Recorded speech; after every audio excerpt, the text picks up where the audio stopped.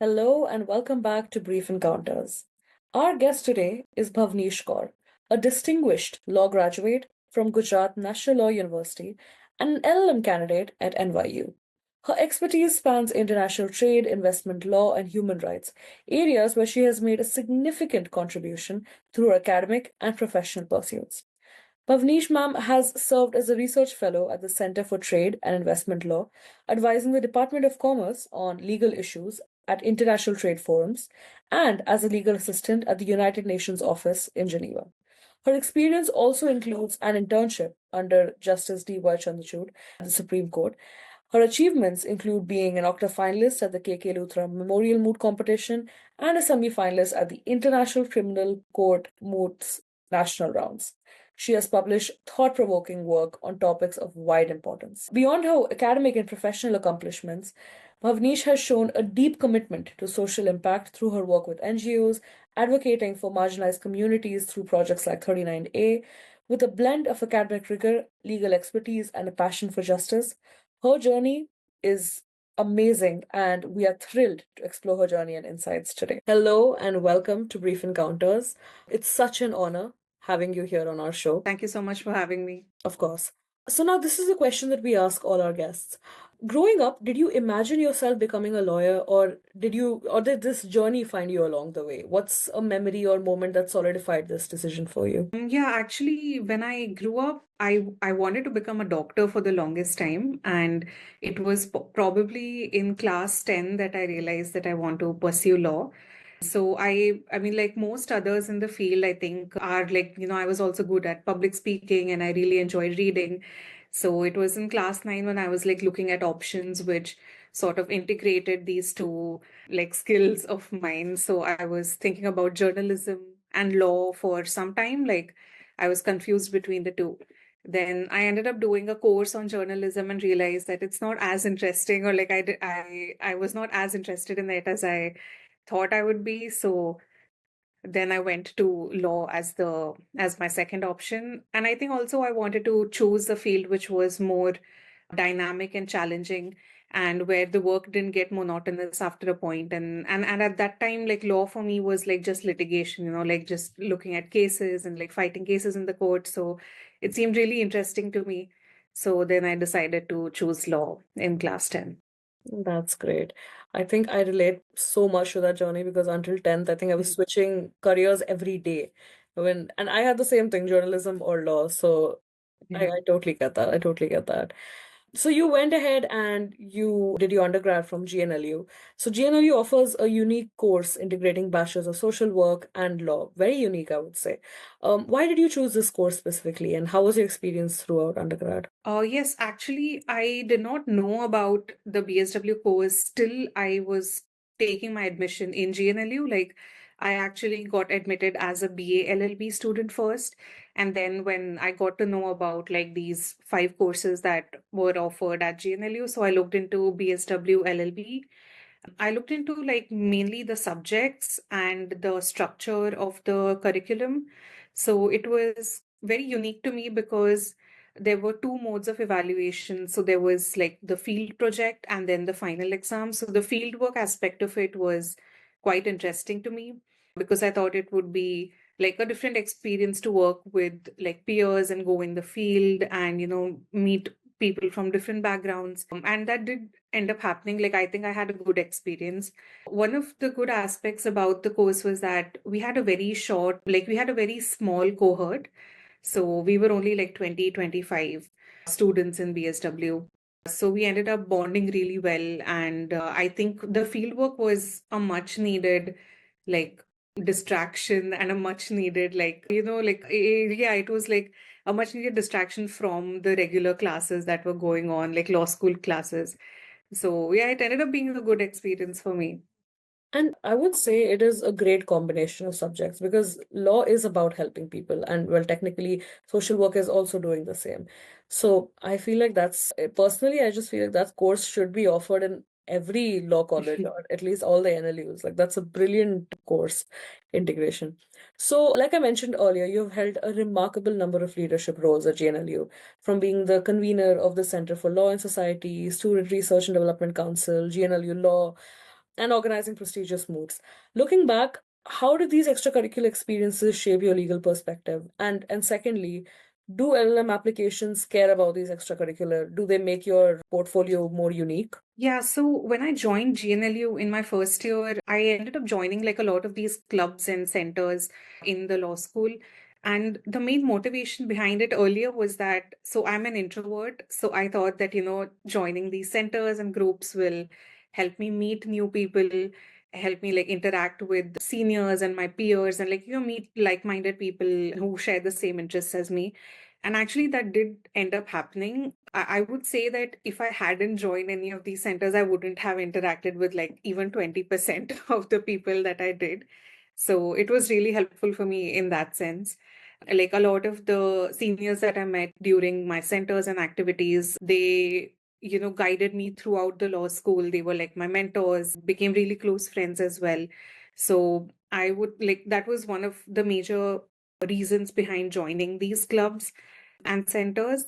And I think another reason was that so I wanted to find a way in which I could display my interest in certain fields of law. So these were like the best, one of the ways in which I could do that. Like, of course, there are a lot of activities that you can take on, like moot courts, you can take on research papers, and you can like join these centers. So this was like one of the way of pursuing my interests. So, for example, like I was a part of the Student Research and Development Council. So, we undertook a lot of research projects which were aligned with the fields of law that I wanted to pursue. So, that was like the second interest. And I think like the third would be that these activities are really helpful to show initiative because you are taking on leadership roles and not just like being the head of the center, but even the projects within these centers, it's possible for you to lead them, or these centers get funding from the university. So there's always a possibility to, start something on your own. And of course, like build teamwork and interact with your peers. So I think, yeah, I mean, these three things really helped me later on also in my career. And it also helps with like your time management skills because you're handling these extracurriculars along with your academics. So I think that, I mean, it sort of gives you a wholesome experience of law school. I'm not really sure how helpful it was for the LLM, but I think, as I said earlier, like if you have activities which can show that you have pursued an interest in a particular field of law for which you want to specialize in through the LLM, then like this was one of the way of showing my trajectory that since first year or since second year of college, I was involved in these activities, which sort of shows my interest towards, in my case, it was international law and like human rights law. So to show these interests, sort of the activities and the leadership roles at the center really helped me. That's great to hear. And I mean, you were answering the question that I was going to ask next. Managing so many responsibilities alongside academics, it must have been challenging. So, what was your secret to maintaining this balance? How did you prioritize and stay on top of everything? Yeah, I mean, I don't know if I handled it the best way, but I did. I think in my first 2 years, I ended up taking a lot of things because I think I had a sense of that, that fear of missing out that, Oh, everyone else I get was. you. Yeah. Yeah, everyone else was doing so much, and I was like, I don't want to fall behind. I want to do equally as much as everyone is doing. Yeah. And in that sense, I had like very overachieving seniors to look up to.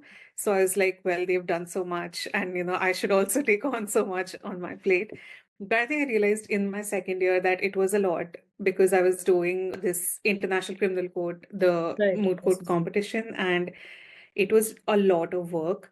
And to handle that along with the commitments of my like the center and the organizing committees that I was part of, so I think my academics really took a hit that year. And I realized that it's, I mean, everyone has a different pace and a different way of handling things, so I sort of realized my limitations. And in the third year, like COVID hit. So, but by then I had like taken it quite slow. I only took on activities that, like, I only continued being a part of the centers that I was really like interested in and like that I felt really helped me in my like professional and like academic space. And I like left all other activities. Like, I think I was in a lot of organizing committees, so I just left those. I just continued with the two centers that I stuck till the final year. And yeah, I think after COVID hit, it was also that, academics had taken a back seat because everything was online. So it wasn't as intense as it used to be. So I think that also played a role in like helping me manage like my time and like internships and other activities. That's great. And what you said is so right. Like you open LinkedIn and you suddenly feel like you've done absolutely nothing in college. And especially Yeah. first year, that fear of why is this never enough? I get that. But realizing it and understanding what is going on and then stopping it is what's the best thing to be done. Yes. So let's move on to your internships, like you had mentioned. From assisting Justice D.Y. Chandrachud to working on UN projects, you've gotten the chance to see law at like the highest levels. So with regards to these, I have three related questions. Firstly, how did you manage to secure such opportunities? Yeah, so for the internships, I would have to say like just a caveat to all of this that this was during my third to the final year, which was when COVID was going on. So we were back at home. So everything was online, all the internships were online. I actually got in touch with a senior of mine who had done an internship with Justice Chandrachud to know what the process was. And I think later on it became a little more transparent. Like after I did the internship, it was like available everywhere, like how to go about it. And now I think interning with judges is much more like Yeah, it's relatively you have like yeah. yeah, like you have like resources available online when you search. So you get email IDs and the process. So yeah, I think at that time I had to send a writing sample, a cover letter, and a CV to the email ID, and they got back to me, I think within a month or so. And initially, my internship was for 1 month, which was during my winter break. But then I ended up liking, I really ended up liking like the clerks who I usually used to work with, and the kind of work was very interesting. So I actually extended it for 2 more months after that. So I was doing it along with my classes. Yeah, so it was a really, really good experience to have because most of the work that we were doing was like preparing case briefs, doing research for like ongoing cases, and there were like some really important cases going on. I think there was the reservation case was going on, and there was the NEET cases were going on, so it was very interesting. And yeah, the other like the UN internships, I think I applied through an online. There was a call for applications for Dr. Rajput's research assistant. So it was from this platform called Think India, who was coordinating the research assistant interviews and the application processes for Dr. Rajput when he was the member at the ILC. So it was again like quite transparent. Like I applied through the portal and got shortlisted for an interview and then got the position. That's brilliant to hear. Wow. So moving on to the next question, what tools, strategies, or networks did you rely on to access such prestigious internships?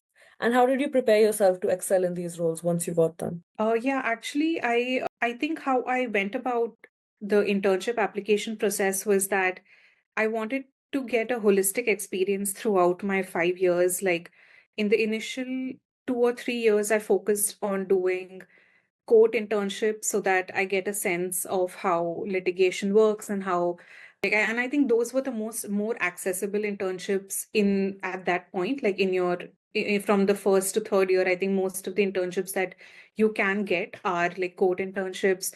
So I'm from Ahmedabad, so I did internships at the Gujarat High Court. Then I ended up doing an internship at the Supreme Court. So I wanted to understand like both of these cities and like how litigation works in practice. And then after that, when I realized that I want to explore international law as a possible area in my career, so I started looking for internships which were related to that, like which were related to research. And so I was applying to think tanks which worked in human rights law. So I interned with the Commonwealth Human Rights Initiative and Project 39A. And then I also wanted to get the experience of working at a law firm. So then I ended up applying to like two law firms and working there.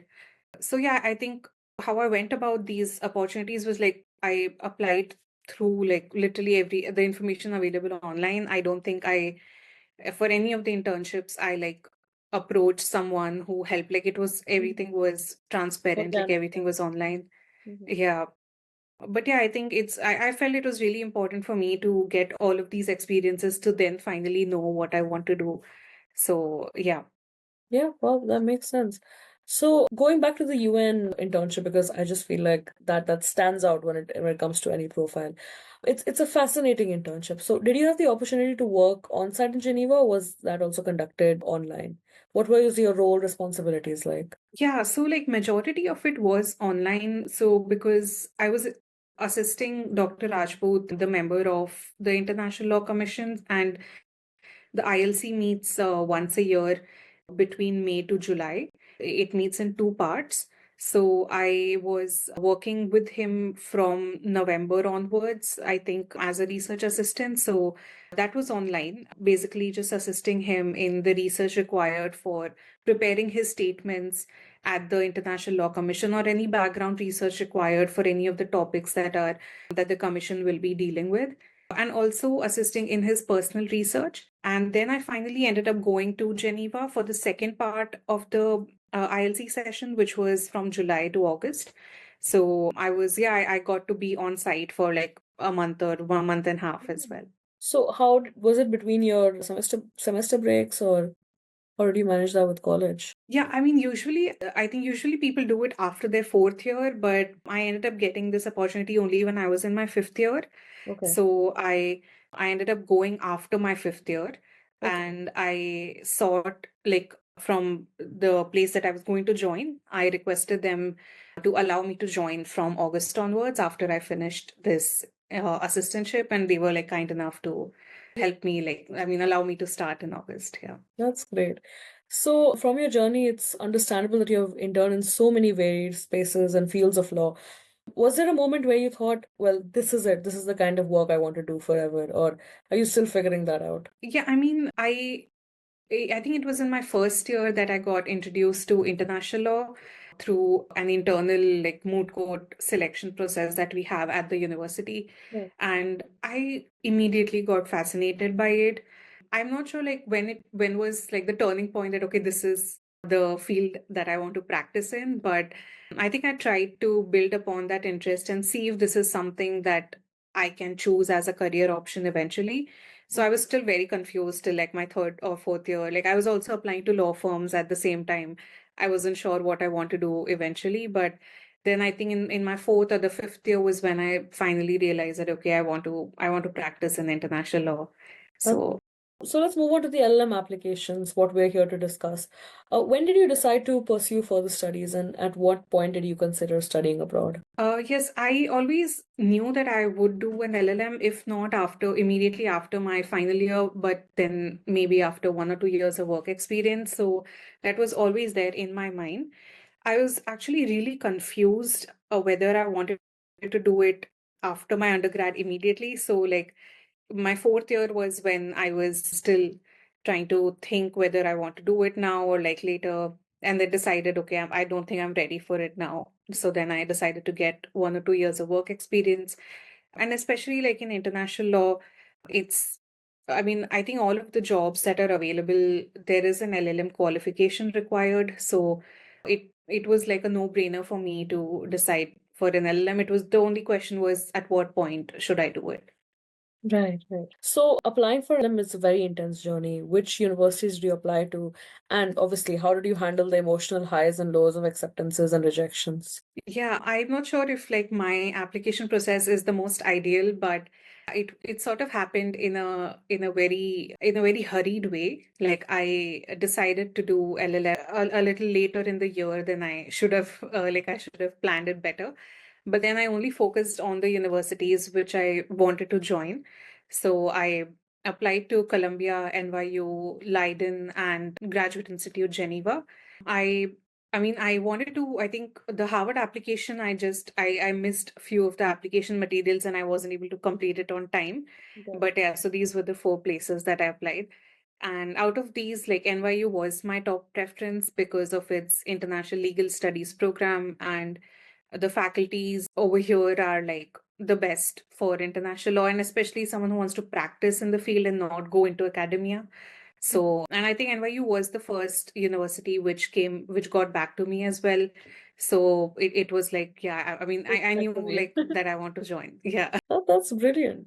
So, the statement of purpose and the recommendation letter, as we come to it, the statement of purpose is often the heart of an LLM application. So, reflecting on your journey, your aspirations, how did you approach writing yours? Did you seek feedback from anyone during the process?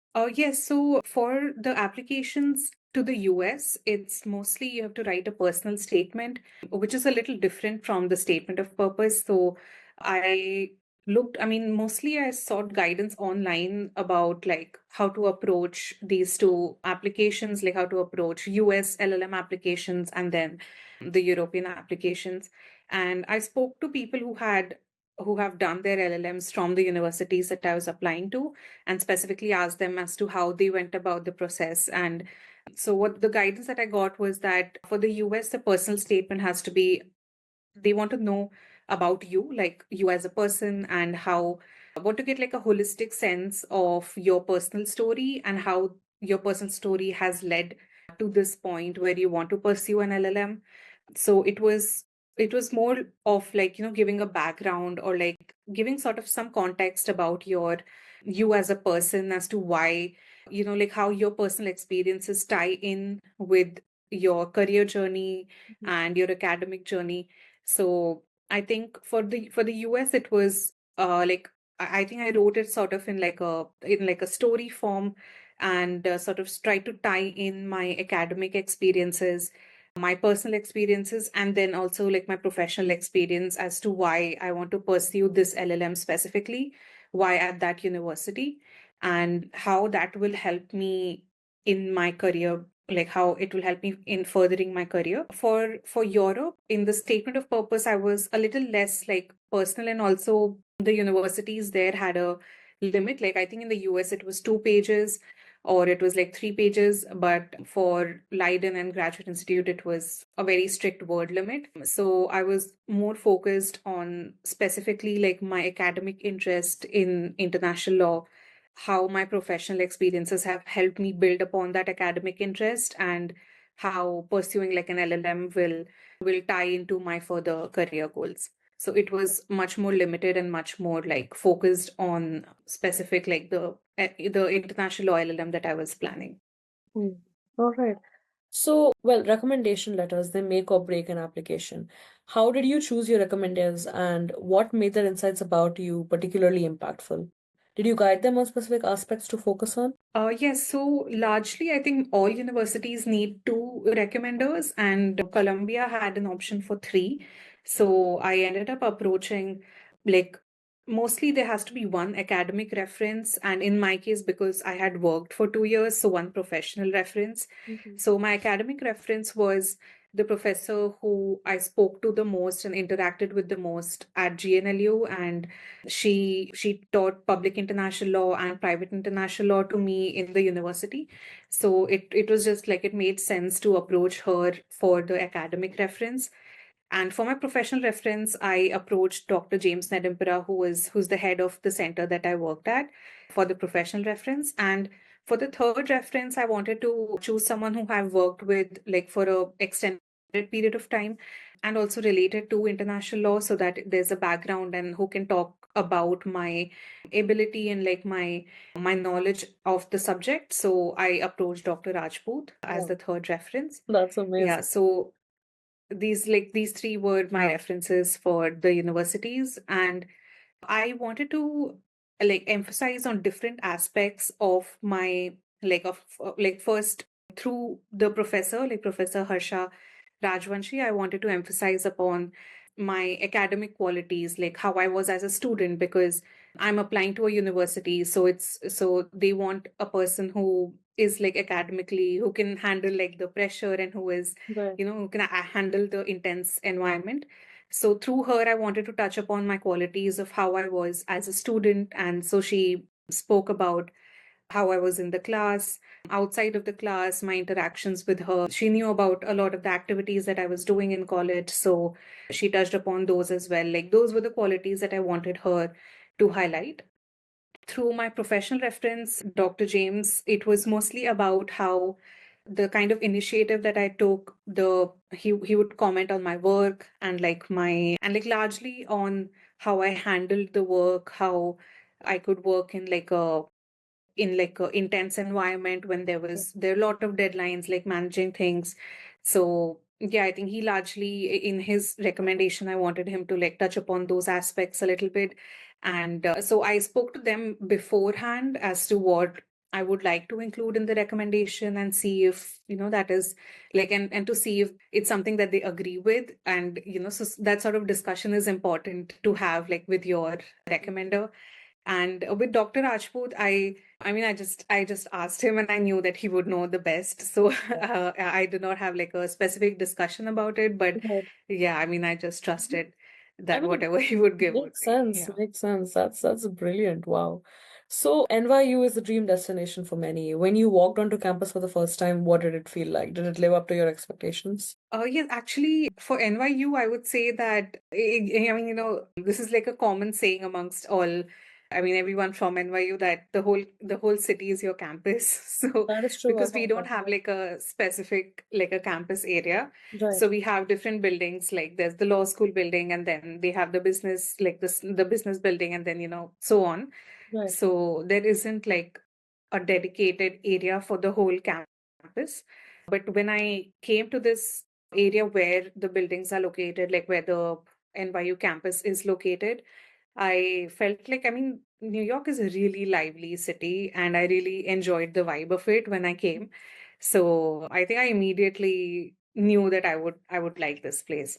That's So, and not true. just because of the campus, but just because of how, how there's so many things to do around, and just this whole street, the place that I'm staying at, near the campus, is really lively, and regardless of the time of the day. So it's a lot of fun to just go around, explore the city. Yeah. That's wonderful. So what specific course or specialization are you pursuing at your LLM at NYU, and how did you narrow down to this particular course? Yes, I'm doing the International Legal Studies program under the LLM at NYU. I wanted to, so NYU is one of the universities in US which has a specialization in LLM, but it's also flexible at the same time. But other universities like Columbia, Harvard, they have a general LLM degree. So yeah, so I think even in NYU, following the same, the same fashion, it's not like the subject or the course choices are limited, but I just thought that if I had to choose a specialization, I think international legal studies is what I'm the Makes sense. most Yeah. interested in. Yeah. So I ended up choosing that, and that is what I applied for. But then NYU has an option where you can change your specialization later on, or you can go into the general LLM track if you want. So it's really very flexible that way.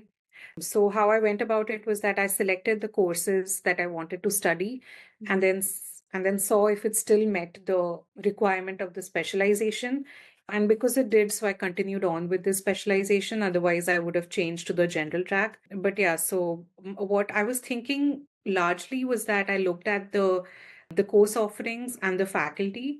What I really appreciate about the NYU curriculum in general, specifically international law and arbitration, is that a lot of the courses are taught by professors who are still practicing in the area or who used to practice. So they have a lot of connections in the field. They have practical experience, and of course there are professors who are scholars in the area as well. So our department is head by Professor Jose Alvarez, who is like a legal scholar in international law. So I knew that going into NYU, I would have access to all of these professors, and be able to talk to them and be able to get guidance from them. So I think that is how I largely decided upon NYU, and then specifically ended up choosing the courses that I want based on who the professor is. That's really great to know. Now, this is quite a debateful question that a lot of people have debated upon.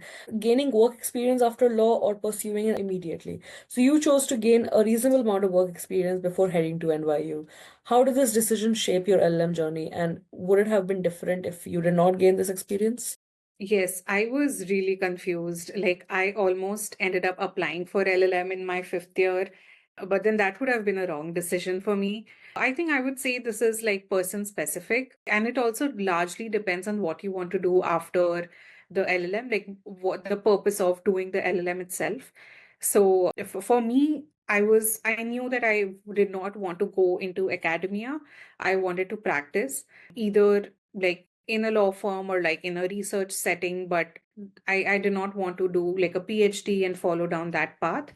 So I think for me, it was largely like speaking to people who have the same background as me, who are doing the things that I wanted to do in the future and get their advice and like see their career trajectory as to whether they pursued LLM immediately after their final year or like they had some work experience.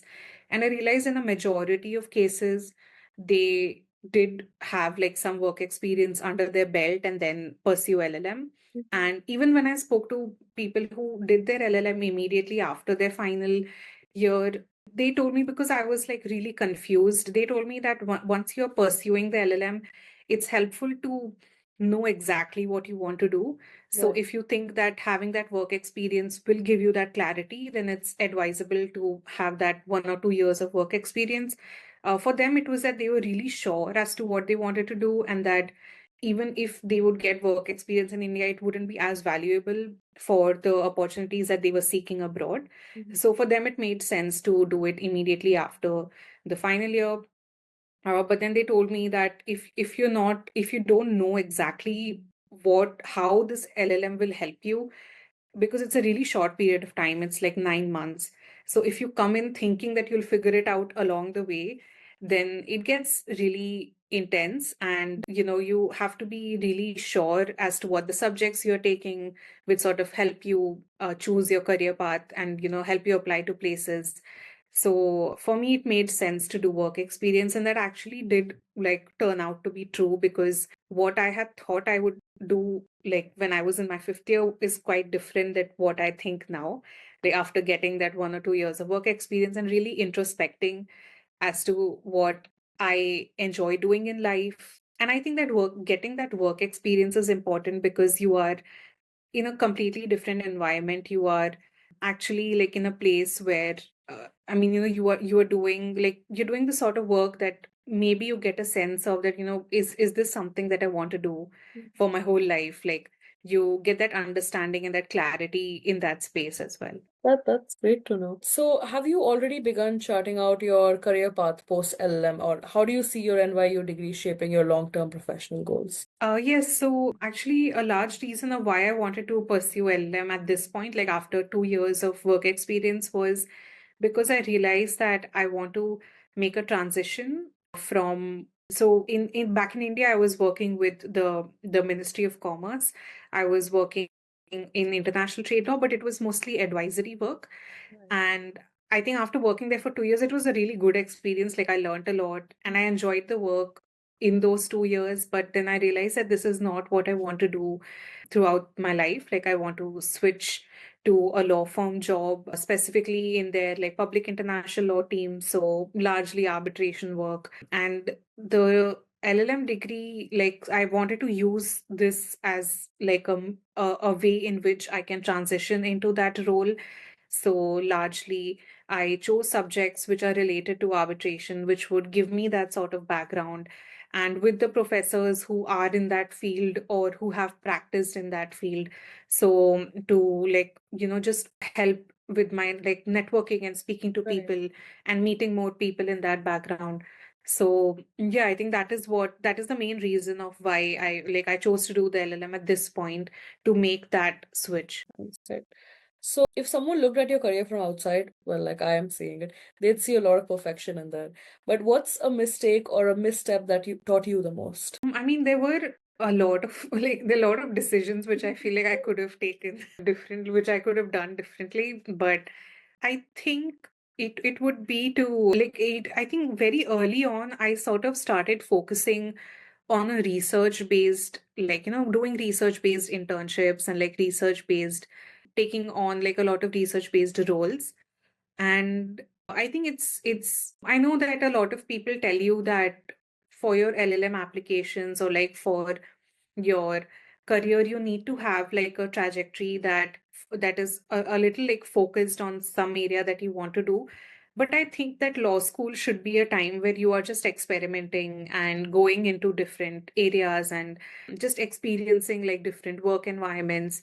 So, but I always had that in mind that, all of my actions should point towards something. And because of that reason, I just focused on research a lot. When actually, after doing like 2 years of research based work, I realized that I want to practice. Like, I want to, like, do cases, like, get into arbitration and to ensure that you have gotten the most of your experience through your internships. And also, even after that, like, work in areas where you just to get that experience, like just to know for sure that this is not what you want to do. Like that sort of clarity is also really important. And you won't get it unless you actually do that work and, see it for yourself.